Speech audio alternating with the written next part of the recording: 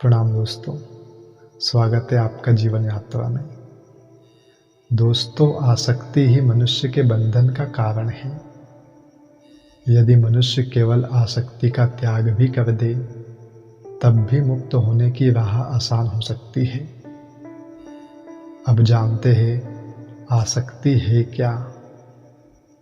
संसार में जो रिश्ते हम बनाते हैं या जो प्रकृति द्वारा बनाए गए हैं, जैसे माँ बाप, भाई बहन, पति पत्नी, पुत्र, मित्र आदि, हमारी सबसे बड़ी भूल होती है कि हम उन रिश्तों से इतना जुड़ जाते हैं कि उन्हें हम हमेशा के लिए अपना मान लेते हैं। यही आसक्ति है, जिसे मन का अटैचमेंट होना भी कहते हैं। हम गहराई से विचार करें तो हमें अनुभव होगा कि वास्तव में हमारा कोई है ही नहीं, केवल हम अभिनय के पात्र हैं, इससे ज़्यादा नहीं।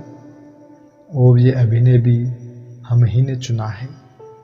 इसे हम जानते भले ही ना हो, परमात्मा का इसमें कोई रोल नहीं है। वो तो हमारा भरण पोषण करता है। जो शरीर की आवश्यकता है उनकी प्राप्ति में हमारी मदद करता है। वो भला पक्षपात क्यों करेगा। हम कहते हैं भगवान ने अमुक व्यक्ति को सुंदर पत्नी दी है और मुझे ऐसी पत्नी दी है जो मुझे प्रेम से भोजन भी नहीं कराती। परमात्मा कुछ करता नहीं है, बल्कि करने की शक्ति देता है। अगर हम स्वयं को कर्ता मानते हैं, तब भोगता भी हम ही होंगे। शरीर, मन, इंद्रिया, ये सभी मुझ चैतन्य की सत्ता से ही चलायमान है, ऐसा अनुभव करना चाहिए। वही चैतन्य ही परमात्मा है, वही तुम हो। ऐसा बार बार अभ्यास करना चाहिए। यही ज्ञानी की साधना है। जो रिश्ते हमारे साथ है, उन सभी में प्रत्यक्ष और अप्रत्यक्ष रूप से हम ही जिम्मेदार हैं।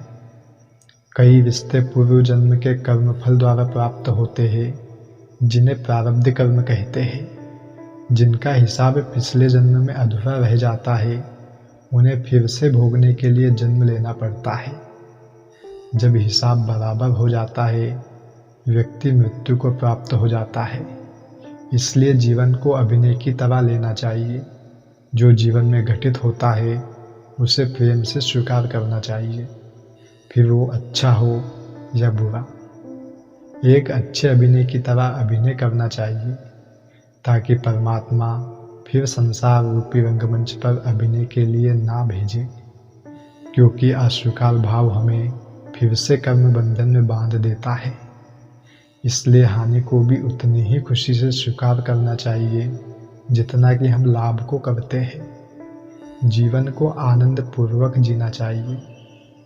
श्री कृष्ण भी गीता में कहते हैं, सुख दुख, लाभ हानि, जय पराजय, ये सभी शरीर और मन के धर्म हैं। धीर पुरुष को इसमें विचलित नहीं होना चाहिए, बल्कि स्थित प्रज्ञ की तरह दोनों स्थिति में संभाव रखना चाहिए।